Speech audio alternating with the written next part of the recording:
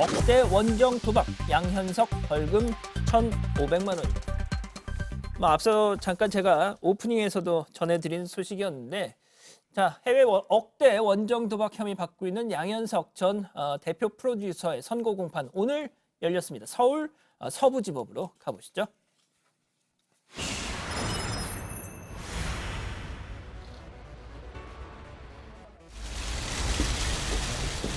오늘 어떤 판결 나오더라도 받아들일 예정이신가요?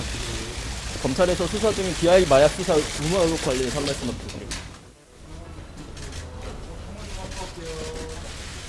오늘 벌금형 선고 받으셨는데 선고 결과에 대해서 한 말씀만 부탁드립니다.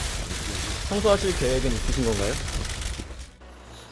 보신 것처럼 일단 표정도 어둡고 취재진 질문에 아무 답을 안 하네요. 네, 양 전 대표는 이날 재판이 시작하기 약 6분 전에 도착을 했습니다. 오전 10시 54분쯤이었는데요. 검은색 정장 차림에 마스크를 착용하고 기자들의 질문에는 묵묵부답으로 법원에 들어섰습니다. 공판 마침 뒤에도 별다른 입장 표명은 없었습니다.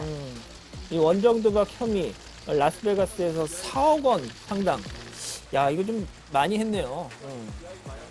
어떻습니까? 네, 양 전 대표는 2015년 7월부터 2019년 1월까지 미국 라스베이거스 카지노에서 7차례에 걸쳐서 총 34만 5,460달러, 우리 돈으로는 약 3억 8,800만 원 상당의 도박을 한 혐의를 받고 있습니다. 경찰은 기소 의견을 따라서 사건을 검찰에 송치를 했는데요. 검찰은 도박 횟수 등을 고려할 때 이게 상습 도박이 성립되지는 않는다면서 단순 도박 혐의로 약식 기소를 했습니다. 그런데 사건 맡은 재판부가 좀 더 면밀히 혐의를 검토할 필요가 있다, 이렇게 얘기를 하면서 정식 재판에 넘긴 겁니다. 자, 그런데 그게 이제 어제까지의 상황이었고, 자, 그럼 오늘 선고 공판 이 결과 어떻게 나왔습니까? 네, 일단 재판부는 4년여의 장기간에 걸쳐서 해외 카지노에서 도박을 했고, 또 도박 자금의 합계도 4억 원이 넘는 거액이었다. 또 피고인들의 행위가 청소년 등 사회에 부정적인 영향을 끼칠 수 있다면서 벌금 1,500만 원을 선고를 했습니다. 다만 피의자가 반성하고 있고 동종 범죄로 처벌받은 전력이 없는 점 등을 고려해서 형을 정했다, 이렇게 양형 이유를 설명을 했습니다. 앞서 이제 검찰에서는 이 양현석 전 대표한테 벌금 1,000만 원을 구형한 바 있는데 그보다 더 많은 1,500만 원이 선고가 된 겁니다. 자, 오늘 선고와 이 구형 어떤 차이가 있는 건지 변호사에게 한번 직접 들어보시죠. 검찰의 구형보다도 500만을 높게 선고했다는 것은 재판부는 이 범죄 자체가 죄질이 좋지 않다고 보고 있는 거죠. 도박의 횟수, 금액 이런 것들을 종합해서 판단하는데 4년 정도 도박을 했고 금액도 4억이 넘는다고 보면 상습으로 인정할 수 있는 여지는 충분히 있다고 봅니다. 그렇지만 검찰에서 단순 도박으로 기소를 했기 때문에 법원에서는 단순 도박죄를 적용해서 선고할 수밖에 없고, 그러니까 저의 얘기는 쉽게 말하면 검찰이 상습이 아니라 단순 도박으로 기소를 했기 때문에 법원 입장에서야 이 검찰 기소보다는 더 엄하게 세게 판결할 수는 없었을 것이다, 이런 얘기 같네요. 네, 그렇습니다. 검찰은 시종일관 이 양 씨 등에게 상습성이 없다는 의견을 정정하지 않았습니다.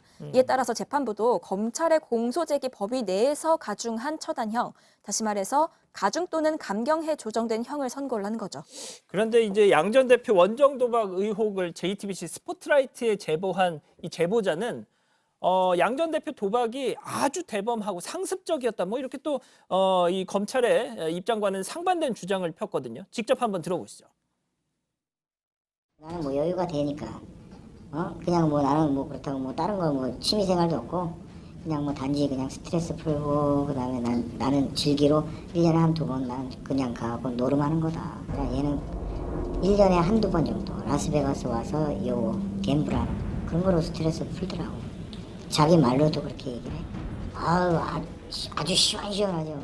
배도 시원시원하고 잘한다고 그래야 되나 어떻게 해야 되나.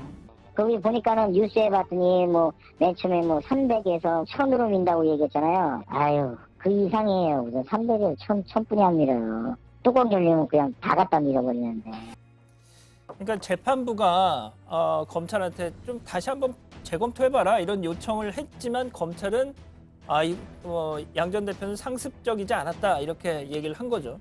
그러니까 지금 나온 얘기가 이게 봐주기 기소 아니냐, 이런 얘기가 나오고 있는데 아마 이게 예전에 국회에서도 좀 지적된 바가 있었죠. 네, 맞습니다. 지난해 3월 대정부 질문이었죠. 민주당 오영훈 의원이 YG와 검찰 간의 유착 의혹을 제기한 적이 있습니다.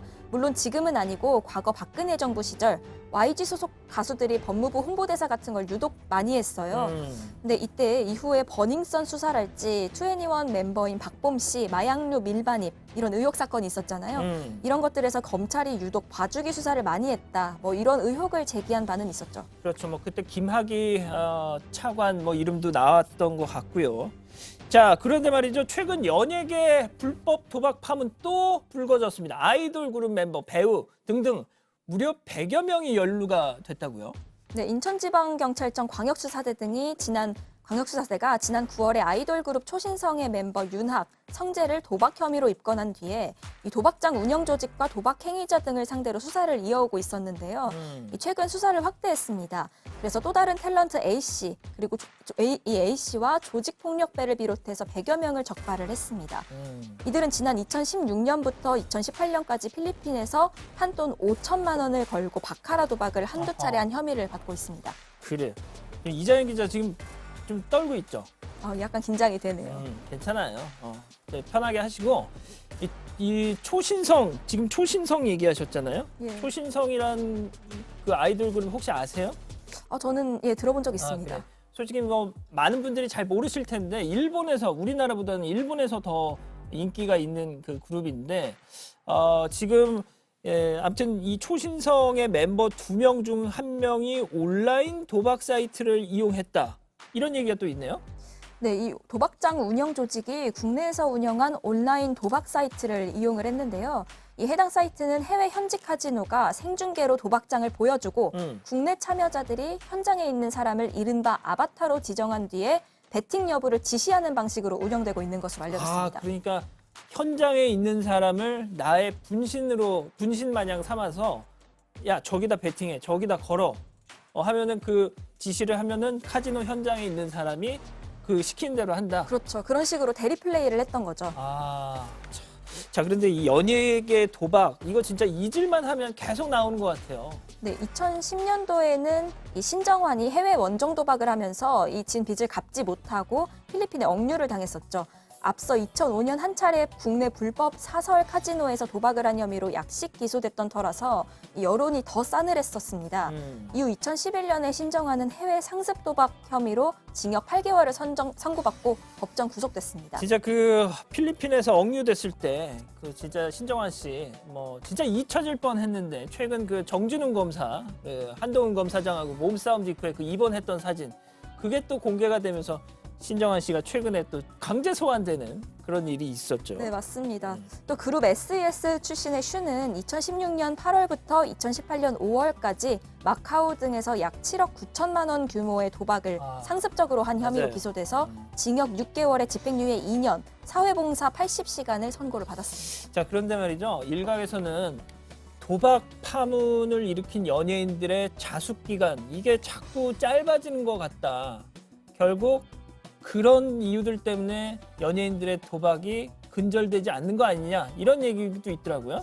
네, 이 자숙 기간은 모두 제각각이지만요. 이 모 빅데이터 분석 업체가 연예인 자숙 기간을 분석을 했어요. 그래요? 네, 이 연예인이 도박 사건 후에 방송 활동 복귀까지 걸리는 기간이 평균 16.7개월로 나왔습니다. 특히 이들 중에 방송 출연 정지가 주어진 연예인은 강병규, 슈, 신정환 정도였습니다. 그렇군요. 알겠습니다. 일단 마지막 현장 이렇게 좀 마무리하고 지금 오후 3시 40분을 지나고 있네요. 실시간 순위 중계석 돌려보죠. 자, 오후 3시 10분 기준 10위까지 N포털 전체 기준 실검 순위입니다. 뭐 지금 보시면 아시겠지만 역시나 코로나 거리두기 2.5단계 저희가 앞서 잠깐 좀 뭐 소개를 해드리긴 했는데 현재는 수도권은 2단계인데 자 2.5단계 검색어가 뜨는 이유 500명대 확진자가 어제 오늘 계속 나오니까 뭔가 상향 상향할 필요가 있는 거 아니냐 지금 그런 거잖아요. 네, 중대본이 오는 29일, 그러니까 일요일에 거리두기 단계 상향을 포함한 문제에 관해서 입장을 정리할 거라고 오늘 밝혔습니다.